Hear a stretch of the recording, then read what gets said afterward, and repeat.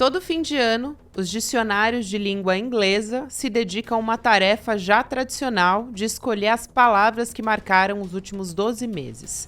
Uma das escolhidas em 2025 foi uma expressão, brain rot, ou apodrecimento cerebral. O termo foi inventado em 1854 pelo escritor Henry Thoreau e servia como uma crítica à preguiça mental. Quase 200 anos depois, o significado se transformou um pouco. Hoje, brain rot se aplica ao sentimento de deterioração mental que a gente tem depois de navegar pelas redes e da gente ser submetido à enxurrada de meme, notícia falsa, informação desnecessária que infestam as redes sociais. Nosso cérebro sai dessa experiência exaurido por ter que digerir conteúdo de baixa qualidade que não acrescenta nada de nutritivo ou positivo para a nossa vida.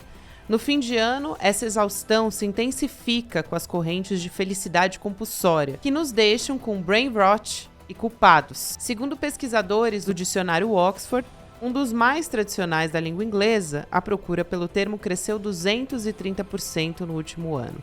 E nos Estados Unidos, um órgão de saúde chegou até a publicar orientações para detectar esses casos e como lidar com os efeitos.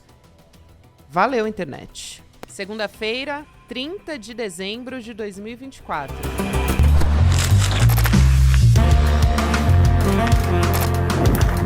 Sou a Gabriela Varela, esse é o podcast de análise e aqui mais convidados.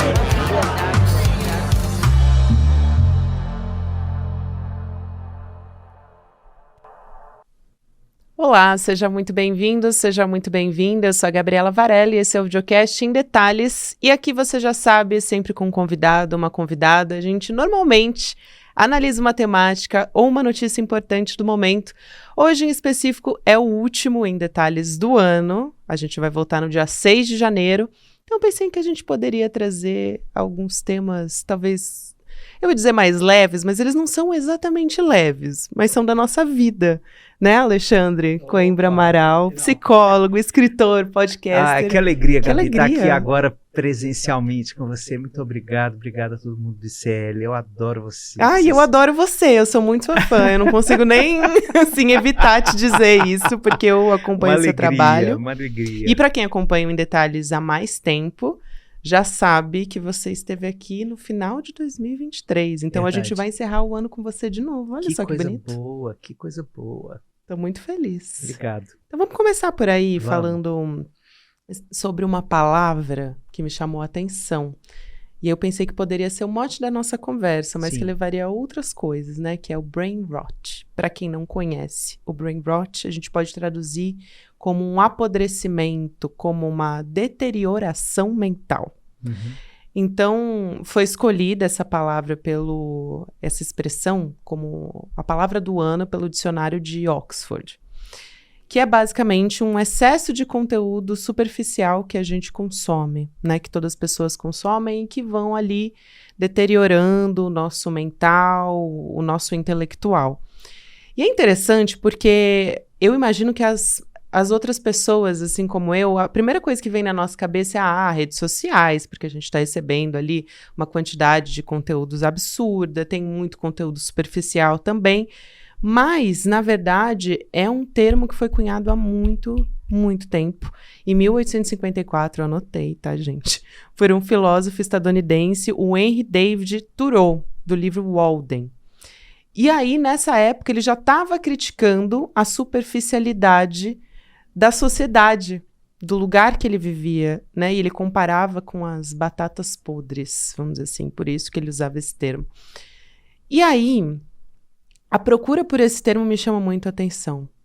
Denota, talvez, uma preocupação da gente, como sociedade, em perceber ou em estar atento para o que a gente está consumindo, para a qualidade do que a gente está consumindo. Nossa, total. Obrigado por essa introdução maravilhosa. Esse apodrecimento, ele sempre aconteceu em algum nível, né?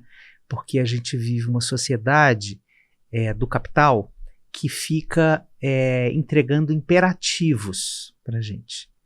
Então, a gente vive uma tensão entre o que a gente deseja ser e o que dizem que a gente deveria ser. Isso é básico na tensão da nossa vida em sociedade, em qualquer época, né? Só que agora, nessa época histórica em que a gente está vivendo para colapsar o nosso cérebro até chegar nesse estado de brain rot. A gente está vivendo duas coisas. Primeiro, a vida mais acelerada. Então, a gente tem a sensação de que a gente precisa andar cada vez mais rápido para dar conta das demandas da vida, né? Então, o conteúdo ele tem entrado como lógica, como se ele fosse nos salvar dessa sensação de pressa. Então, ao mesmo tempo, a causa e a consequência. Porque eu tenho muita coisa para fazer, quem sabe isso aqui pode me ajudar, isso aqui pode ter a ver comigo, isso aqui... como uma metáfora do nosso tempo, muito compreensível para todo mundo que estiver nos assistindo ou nos ouvindo, a notificação do celular. A notificação do celular, ela aparece o tempo inteiro, o dia inteiro te lembrando que tem mais uma coisinha que você deveria ver. Que você deveria parar o que você está fazendo, portanto fragmentar a sua vida, para ir para um outro foco de atenção. Então, além da aceleração, o que a gente está tendo é uma canibalização da pausa. Então, a gente não tem mais a pausa da vida. A pausa que era natural da gente viver, né? Inclusive para encontrar o tédio, que é uma experiência muito importante na vida, né? O tédio não é uma tragédia. Hoje, as crianças, os adolescentes, inclusive nós adultos, temos vivido o tédio como uma coisa insuportável, que a gente não consegue passar por ele. E a gente vai e coloca conteúdo no tédio, né? Então, quais são as armadilhas que o capital está fazendo? Por exemplo, o produtivismo da nossa época tem feito com que a gente sinta que está descansando para produzir melhor. Não é, porque existem belezas da vida que são acessíveis em outro estado humano que não seja o da aceleração. Não é porque existem direitos humanos da fruição à vida que incluem você não fazer nada, né? Como diria a Rita Lee, nada melhor do que não fazer nada, né? Essa frase da Rita Lee hoje seria uma coisa assim, nada melhor do que consumir mais um pouquinho de conteúdo. É um horror, mas é verdade, né? Então, o que essas duas coisas juntas produzem? Um esgotamento absoluto da nossa mente, do nosso espírito. A gente tem usado, inclusive, uma expressão que é a erosão do espírito. A gente não é exatamente uma depressão, mas é uma perda de tônus, assim, como se a gente tivesse um dreno de energia, né, no final dessas jornadas insanas de envolvimento com conteúdo, que dão essa sensação de que a gente está esfarelado, derretido, né? Isso é que é o brain rot. Por isso que a gente tá, né, na verdade. Por isso que a gente tá. Porque é como se, eu tenho a sensação de como se a gente tivesse que ser consertado, né? Como se, nossa, sentir tristeza, adoecer é um problema, é um desvio, é uma disfunção. A gente precisa ser consertado para voltar a produzir, né? Eu acho que você entra em pontos muito, muito importantes de sempre questionar a forma como a gente individualiza esses processos, né? Quando a gente fala, por exemplo, de ansiedade, que é super importante, assim, o senso comum coloca nesse lugar de como se fosse um problema meu. Sendo que só no Brasil, e aí são dados assim que a gente fala o tempo todo, é super difundido e conhecido que o Brasil é o país mais ansioso do mundo, que a gente tem um agravamento disso tudo pela pandemia de Covid, etc. Mas, ainda assim, a gente olha para tudo isso do ponto de vista individual e não coletivo, né? Você faz e fala sobre isso muito bem. A gente busca por uma CID, a gente busca por medicamentos, enfim, por diagnóstico, e não que isso não seja importante, né? Porque a gente vai passar individualmente por todos esses problemas, por toda essa ansiedade, vamos dizer assim, de maneira individual. Mas a gente não critica as estruturas que a gente vive, né? Do ponto de vista social, do ponto de vista econômico. Então, a nossa lógica capitalista de produtividade a todo custo levou também a uma epidemia de culpa, talvez, né? A gente se coloca nesse lugar, Alexandre, porque são exigências que são inalcançáveis.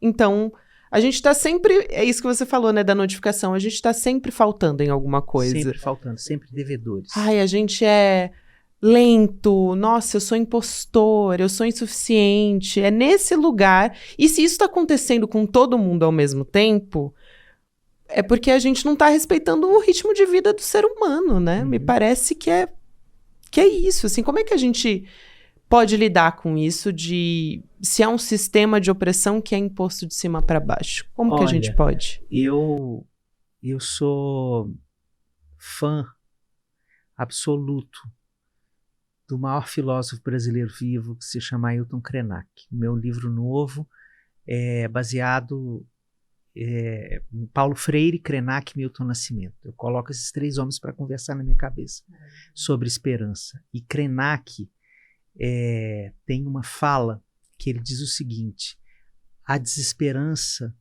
nasce a partir de vários níveis de separação entre os corpos. O que ele está querendo dizer com essa frase? A gente virtualizou tanto a vida que a gente está distante daquilo que é importante.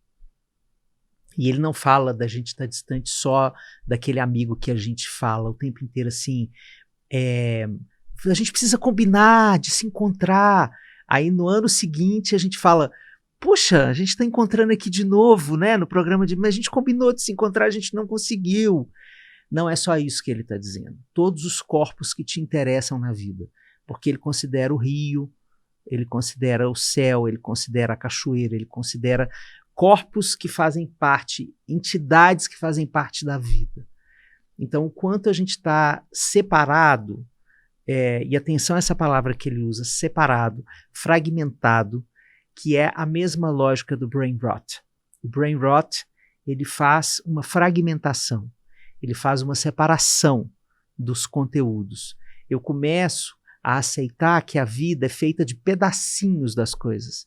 Acontece que as sensações maiores de bem-estar não estão nos pedacinhos, elas estão na sensação de união, na sensação de conexão, na sensação de encontro. Então, não basta escutar um áudio de 1 minuto de uma pessoa para se sentir próxima dela. Não basta. A gente viveu a pandemia, a gente viu o quanto a gente adoeceu de ter que ver as pessoas só pela telinha, né?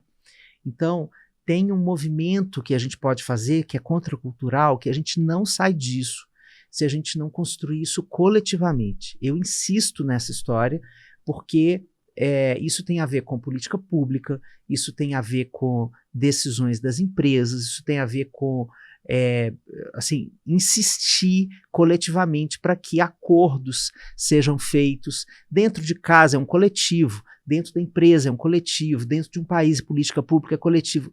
É pensar estratégias de sobrevivência dentro dessa nova lógica, né? Porque certamente esse jeito que a gente está vivendo não vai nos abandonar. Isso aqui já está posto, assim como a energia elétrica, assim como o aparecimento da televisão, do carro. Isso não vai nos abandonar. A gente vai ter que criar novas formas de existir dentro dessa lógica e formas que sejam minimamente saudáveis. Eu quero fazer um parênteses aqui sobre o que você falou da medicação, porque às vezes as pessoas não compreendem quando a gente faz crítica à medicalização da vida. Parece que a gente é contra remédio. Não é isso. A questão é o remédio, assim como a terapia, assim como o CAPS, assim como qualquer tipo de cuidado à saúde, é um direito humano, ok? Agora, o que é a medicalização da vida? É um jeito de olhar para a vida de tal maneira que eu não penso na conexão da pessoa com a vida, eu não penso no saneamento básico, eu não penso na mobilidade urbana, eu não penso na capacidade de emprego, eu não penso na renda, eu não penso nada disso. Eu só falo assim, ele está deprimido, então eu tenho que dar um remédio para ele. Porque ele é um obstáculo à produtividade. Isso. E porque se eu der o remédio, ele volta mais rápido para a esteira produtiva. Mas o conceito de saúde mental é potencialmente um conceito coletivo, porque são as condições ambientais para o florescimento da vida humana. Então, para cada tipo de identidade humana numa sociedade desigual como a nossa, a gente tem que se perguntar o que é necessário que nós, como coletividade, como sociedade, transformemos o ambiente para que esse tipo de pessoa possa florescer, possa sonhar, possa ter direito a ser sonhada, possa ter uma vida em que ela não tem que ficar no corre da sobrevivência básica, né? Então, tudo isso é saúde mental e a gente pensa isso coletivamente. Eu ouvi você falando e lembrei na hora de uma pauta que, tudo bem, a gente está falando de fim de ano e a gente vai chegar lá, mas me lembrou, você falou do direito de sonhar, me lembrou da escala 6x1. Sim. Né, que é uma reivindicação, um movimento que já existe há algum tempo, mas que foi colocado de maneira muito forte nesse final de ano, né, nesse segundo semestre, e que me passa por Antônio Cândido, por uma frase muito famosa dele, né, de reivindicação ao tempo ser uma luta por justiça social. Né, de eu quero aproveitar o meu tempo de forma que eu me humanize. Então, a escala 6x1, você acabar, né, que pedir pelo fim da escala 6x1 é você ter mais tempo para estar com os seus, né, os seus afetos e esses momentos que você diz, né, que não são os momentos fragmentados. Isso. Mas isso é o início. Isso é uma coisa importantíssima. Eu estou absolutamente de acordo com isso. Só que eu acho que tem complexidades maiores, porque nós temos vivido também momentos em que nós temos o tempo para descansar e não conseguimos descansar, né? É porque o cérebro não consegue mais desligar, né?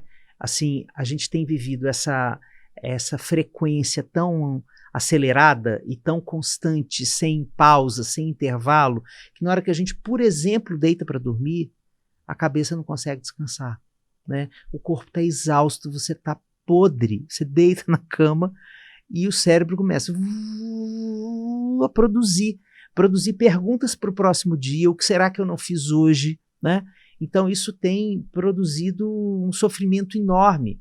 A insônia, como um sintoma do nosso tempo, é um sofrimento coletivo, porque nós não estamos conseguindo dormir, porque a coisa básica de toda doença mental, de todo quadro de doença mental, é fazer a pessoa dormir melhor. Toda pessoa que vai no psiquiatra, o psiquiatra fala, você precisa dormir melhor, né? E esse é um sintoma que está completamente apodrecido, assim como o brain rot, né? A gente está dormindo mal. E isso tem a ver com essa falta de paz, né? Essa falta de paz tem a ver com essa falta de fronteira entre a atividade produtiva e a vida livre de produtividade. A vida que não tem que produzir nada, que eu tenho que só fruir, só aproveitar, só curtir o fato de eu estar vivo e poder usar o meu tempo a favor do meu desejo. Assim, como eu gostaria de passar o meu domingo? Né? Sem fazer nada? Curtindo um dia na praia com amigos? Indo para uma roda de samba? Né? Mas tudo virou uma grande pergunta sobre produtividade, porque até no descanso eu preciso produzir conteúdo. Então, essa lógica é que tem nos adoecido. Nossa, isso é muito, muito importante. A gente não consegue, é isso, como disse Rita Lee, você até trouxe, não fazer nada. Eu acho importante a gente refletir um pouco sobre como os finais de ano estão agravando esses sentimentos. Então, tem nome até esse estresse de final de ano. Em 2023 a gente falou sobre ele. Sim. Dezembrite, sim. Síndrome de fim de ano. E a gente é bombardeado por propaganda sobre isso o tempo todo, né? Famílias felizes, conteúdo de Natal, presentes, estar ali junto no Ano Novo, no Natal, enfim. E junto com isso a gente é confrontado com várias questões. Então, ter que lidar com a ausência daquele familiar, né? Que já morreu, de uma suposta evolução que eu deveria ter tido numa área da minha vida e eu não tive. Achar que eu fui insuficiente, que eu não dei conta de cumprir metas que a gente já falou também, muitas vezes são inalcançáveis. Então, tem até uma pergunta do André Walker, que mandou mensagem nas redes sociais para mim, Ele pergunta quais são os efeitos da falsa ideia que a passagem de ano dá um reset na nossa vida e nada muda depois. Muitas vezes isso Boa acontece. pergunta, André. Adorei a sua pergunta. Primeiro, os inícios, eles são invenções humanas. É impossível a gente prever início e fim de transições na vida, né? Inclusive, existe toda a discussão, por exemplo, sobre o aborto está na dificuldade da gente precisar o que é o início da vida, né? E a gente também não tem clareza sobre como a gente começa a morrer. Então, só para você ter uma ideia, assim, estou contando aqui dos dois extremos da vida, mas ao longo de todos os nossos processos de transição, a gente não sabe exatamente quando a gente começa a se sentir adolescente, por exemplo. A criança vai se sentindo um pouco estranha, já não brinca mais do mesmo jeito. Ela tá ali, um pé lá, outro cai. De repente, daqui a algum tempo, ela bota os dois pés na outra fase e fala: agora eu não sou mais criança. Mas essa precisão sobre o antes e depois, ela é uma invenção humana, né? Então a gente inventa essas datas, e isso é importante para organizar a gente no tempo. Isso sempre foi importante, sempre será. Agora, o que a gente tem feito com isso no século XXI é o colapso absoluto, porque a gente colocou uma pressão de desempenho nas metas de ano novo que é incompatível, primeiro, com o nível de tarefa que a gente tem hoje, muito mais contumaz do que a gente tinha no século passado, né? Basta dizer o tempo que a gente ficava no trabalho, a hora que os nossos pais saíam do trabalho. Nossos pais saíam 6 horas, batiam o cartão de ponto, 6h30 estava em casa. E era isso, né? A gente tem jornadas maiores, mais tempo de deslocamento, a gente tem todo esse uso da tecnologia fazendo o trabalho invadir a cena. Então, tudo isso tem feito com que essas metas que a gente se coloca sejam ainda mais irreais. Então, se você se estrutura melhor com metas, né, se isso é importante para você, que você possa ser compassivo na hora de colocar essa meta e não rendido à lógica do algoritmo, que você tem que estar pago em tudo, no corpo perfeito, na pele perfeita, no curso terminado, nos filmes assistidos, nos livros lidos, no esporte feito, na viagem feita, ou sei lá o que, ou no que quer que seja a sua métrica, não importa, isso está transversal à raça, classe e gênero no Brasil já. Isso já se transformou numa cultura, né? Então, eu diria que as metas elas precisam ser pensadas como um croquis de um caminho. Assim, é para lá que eu quero ir. É nessa direção que o meu desejo aponta. É nessa direção que eu gostaria que a minha vida caminhasse. Mas não uma rota rígida. Porque senão você vai se sentir fracassado toda vez, e isso vai acontecer, que a vida te atropelar com uma surpresa. Né? Isso acontece na vida de todos nós. É isso. Eu amei uma entrevista que você disse que ter tempo significa dizer não para uma infinidade de possibilidades. Eu amei isso, porque é um tempo que é construído, né, nos nãos, talvez, que a gente diz também, né? E se colocar nesse lugar de se permitir o descanso. Eu acho que a pergunta do André Walker tem um contraponto ali, de certa forma, né? Mas talvez elas até se complementem com o Gui Moraes também, que me mandou nas redes sociais dizendo até onde é positivo. Por exemplo, metas, promessas de ano novo. E aí eu pergunto isso porque ter esperança também, muitas vezes, é o que nos mantém ali, né? Então tem essa dicotomia, talvez, ou uma linha que é muito tênue entre ter uma visão romântica do que vem, né? E ter esperança, que isso também te segura para ter um otimismo, né? Para te dar um fôlego para o ano seguinte começar. O problema, a diferença entre a meta e a esperança é que a meta é quantificada. E esse parâmetro, ele define de forma binária a noção de não e sim, alcancei e não alcancei, sucesso e fracasso. A esperança, isso é Paulo Freire que nos ensina, né? A esperança é uma disposição de caminhar. É uma disposição de caminhar em rumo a alguma coisa que é importante para você. Alguma coisa que você precisa resgatar, que você precisa conquistar, que você precisa construir junto com as pessoas, não importa. Mas é uma disposição para caminhar. Então, as pessoas estão confundindo a maratona com a caminhada. Entende? É como se a gente tivesse o tempo inteiro correndo uma maratona, sendo medido em microsegundos, em milésimos de segundos, com a caminhada que é absolutamente possível de você parar, de você observar a paisagem durante a caminhada, de você parar, escutar uma música, conversar com uma pessoa, né? Mas você não está performando uma jornada. Você está indo em direção a um sonho, com toda a incerteza, mas também com toda a potência criativa que uma jornada não numérica te produz.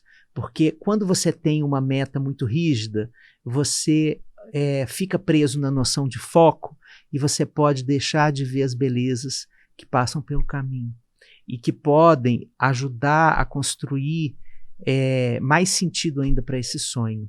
Porque o sonho não é só a chegada, Gabi, é a caminhada, é o processo, é o que acontece enquanto você faz. Não raro, quando a gente senta para escutar uma história de uma pessoa, né, por exemplo, está lá a Fernanda Torres agora rumo às premiações mais importantes do cinema mundial, né? Ela está insistindo em falar do processo de criação. Ela está insistindo em falar do processo de composição da personagem. Então, enquanto as pessoas perguntam sobre o resultado, ela quer falar do caminho. Eu acho que isso é um coração, sabe, de mãos dadas com o sonho, que você não se desvirtua, da noção de que você é o caminho. A gente é o caminho, a gente não é a chegada. A chegada, se rolar, massa. Mas a gente precisa honrar o caminho. Isso é o possível da vida. Isso é o que vale a pena ser vivido. Isso. Alexandre Coimbra Amaral, você é um artesão, assim, das palavras. Eu tô muito, muito feliz de encerrar o último episódio do ano com você. Na verdade, eu queria passar muito tempo aqui conversando. Obrigado. Que alegria. Mas a gente não pode. Me chama de novo no final do ano que vem. Eu adorei. Obrigada demais. Obrigado. Um beijo, até a próxima. E nesse último episódio de Em Detalhes do ano, eu quero falar sobre diálogo para enfrentar ódio, extremismo e guerras. A gente vai ter agora no ICL a segunda temporada da série Luta pela Esperança, com o Chico Pinheiro, o Frei Beto e também o pastor Ed René Kivitz. Nessa segunda temporada, o Chico está conduzindo uma conversa com o Frei Beto e também com o pastor com reflexões sobre política, espiritualidade, cidadania, religiosidade também, por que não? E o significado do Natal na vida moderna. Então, para você que não conhece o Frei Beto, né, ele é um frade dominicano, escritor, já tem mais de 70 livros, muito reconhecido no Brasil e no exterior pela luta pelos direitos humanos. E o Ed René Kivitz é teólogo, escritor e líder da Igreja Batista de Água Branca aqui em São Paulo e ganhou notoriedade ao criticar a ascensão do conservadorismo do Brasil e o uso político da fé. Então, muito imperdível essa conversa. Você pode assistir a segunda temporada, os 3 episódios da nova temporada, acessando em detalhesicl.com.br e fazendo a sua inscrição. A gente pausa por aqui nesse final de ano, mas volta no dia 6 de janeiro com mais notícia. Até o ano que vem. Olá pessoal, sou Ed René Kivitz, participo desta série do ICL, A Luta pela Esperança, um presente de Natal para você. Tive uma conversa maravilhosa com o Frei Beto, com o Chico Pinheiro, um momento em que conversamos sobre as virtudes teologais, a fé, a esperança e o amor. Desejo para você um fim de ano cheio de alegria, de paz, um Natal abençoado para você e para sua família e espero encontrar você. Vamos lutar juntos por um futuro melhor, por um Brasil melhor, por um Brasil de paz e justiça para todos e todas.